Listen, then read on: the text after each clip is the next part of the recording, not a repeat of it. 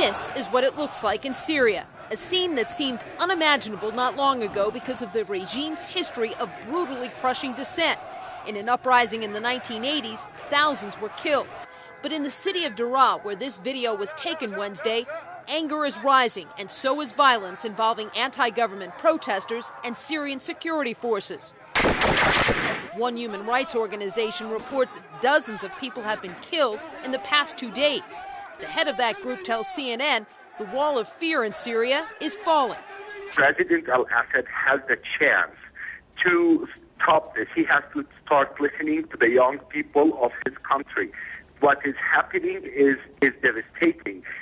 In an apparent response to protesters' demands, an advisor to President Bashar al-Assad announced a number of measures. One of them, a look at lifting the country's emergency law that's barred public gatherings for more than 4 decades. But the president's advisor also blamed a conspiracy of outside forces for the unrest and accused media of exaggerating the situation in Daraa. There is no grudge between the people or the government. The unrest so far has been contained to Daraa, which is in the country's agricultural region, an area that suffered a long drought, a poor area with a growing pool of young people out of work. One longtime Syria observer says Daraa's problems are indicative of what's troubling Syria, where reforms by President Bashar al-Assad are seen as too little, too late.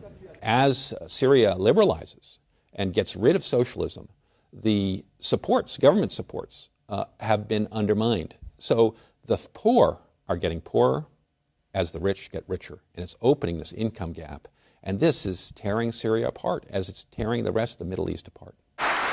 Syria also has religious divides. The president is an Alawite, part of the religious minority in Syria. The majority of people are Sunni Muslim.